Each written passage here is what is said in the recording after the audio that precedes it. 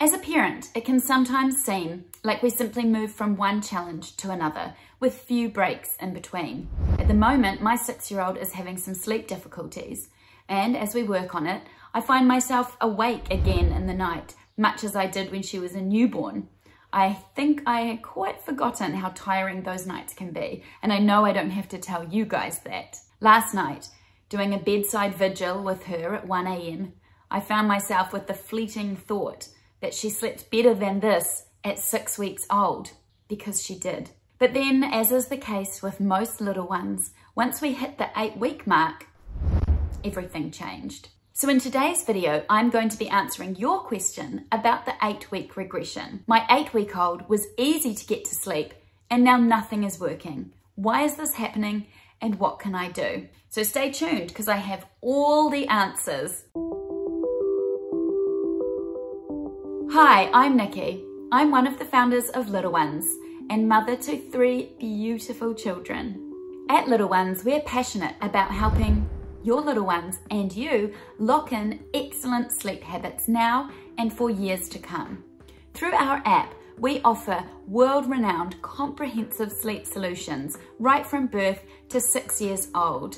We would love to help you further through whatever sleep challenge you're currently facing. So please check us out by visiting www.little-ones.co. And while you're here, don't forget to subscribe to our YouTube channel and check the notification bell so you can get notified when we have awesome new videos which come out every week. Tell us in the comments below, how is your little one sleeping? Have you experienced the 8-week regression, and how did you get around it? We'd love to hear your thoughts.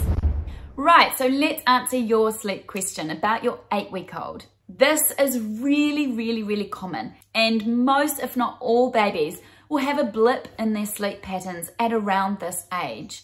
Let me explain why that has happened. So prior to 8 weeks, your baby is very much a newborn baby. They're still getting used to what it means to be in the outside world. They have a very immature circadian rhythm. Their sleep can be what we would call disorganized, and it can appear that their naps and their routines are all over the place. Then suddenly around the 6-week mark, things can start to click into place, and you might find a bit of a consistent nap routine starting to be established. Your little one might be starting to sleep for slightly longer stretches overnight, and you're thinking, yes, I've finally got it. They are napping more predictably. You can get on top of things during the day. You start to feel a little bit human again. And then 8 weeks hits and they're catnapping, so really short naps. They're more unsettled at night, and you just are like, what on earth is happening to this child? There are a few biological reasons actually for this big shift in their sleep. So let me explain. Most living things are governed by a circadian rhythm, so a sleep-wake cycle. And our sleep-wake cycle, or our circadian rhythm, or our body clock, is triggered by a lot of environmental factors. A couple of these are the light and the dark. We require the dark to push our body into the sleep process. It's just a simple biological response to the dark, is our bodies start releasing all the hormones needed to allow us to drift off and go to sleep.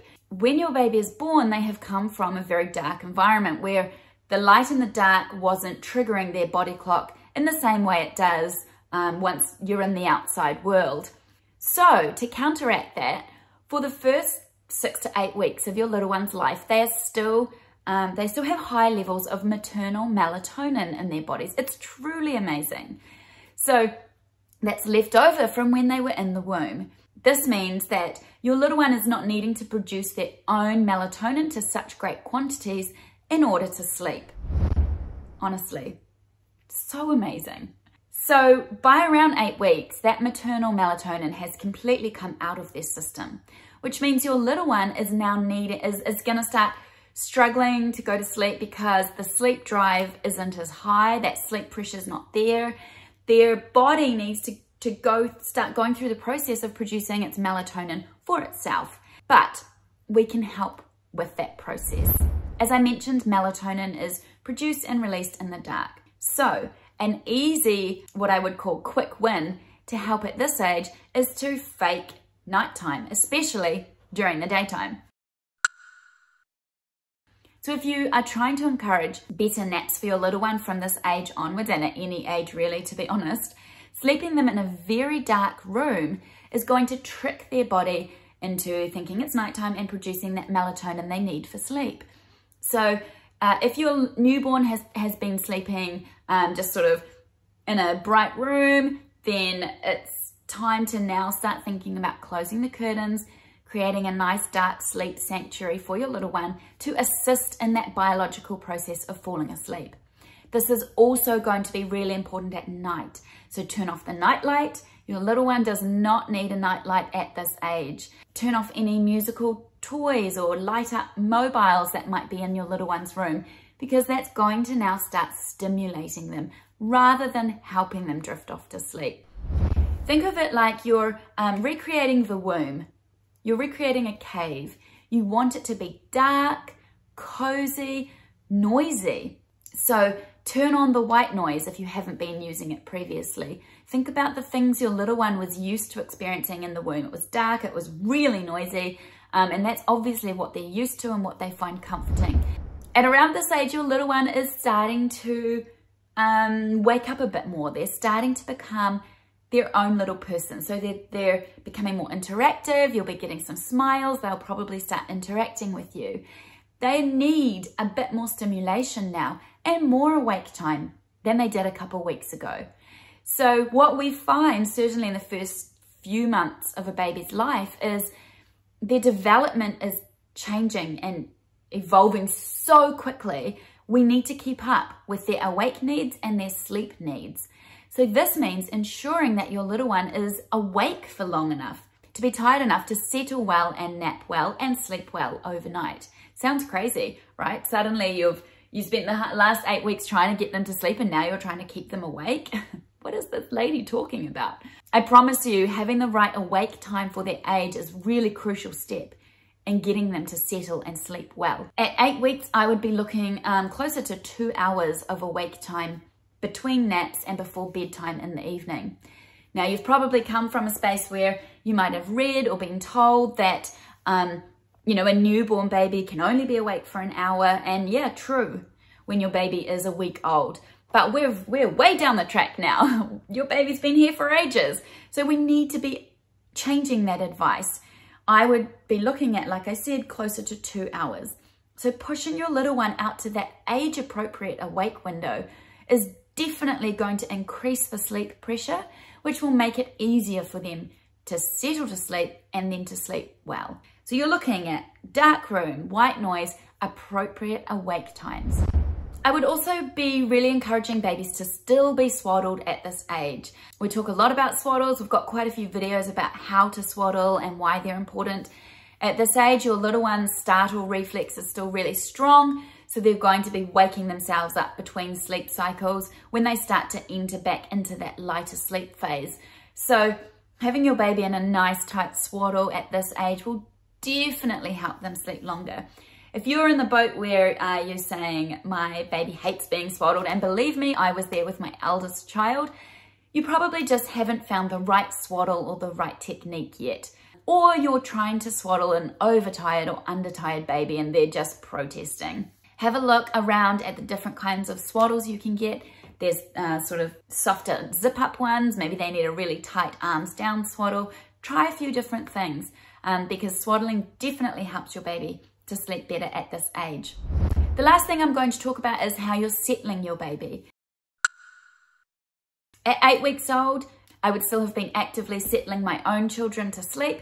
Check out our video about our side settling method, because this is easily one of the most effective ways to get your little ones to sleep. You sort of roll them onto their side, pat their bottom, sort of rocking them at the same time. You've got your dark room, your swaddle, your white noise. It's the winning combination. They drift off to sleep and you roll them back onto their backs so that they're sleeping safely. Now, I'm going to link some articles in the description for some really helpful information around this 8-week-old period, the 8-week sleep regression, things you can do to encourage your little one to settle and to sleep for longer. By making these few tweaks, you should see massive improvements to your little one's sleep in no time at all. The younger they are, the quicker it is to implement things and see a lot of sleep success. I wish it were that easy for my 6-year-old, but we'll get there. Thank you so much for joining me today. I hope that's been helpful for those of you who are experiencing some sleep difficulties at that 8-week mark. Don't forget to like us, follow us, subscribe to us so you can get lots more helpful videos like this one. We have articles, infographics, tips. We're sharing sleep information all day, every day.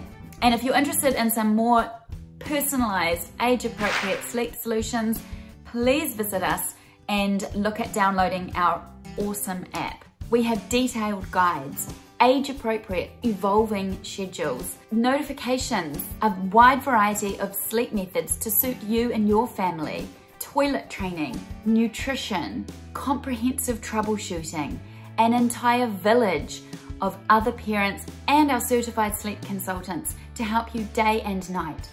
We have a digital assistant who is available 24 hours a day for your sleep questions. We have a sleep, feed and diaper tracker so you can stay on top of your little one's routine. It's been great talking to you. I'll see you again soon.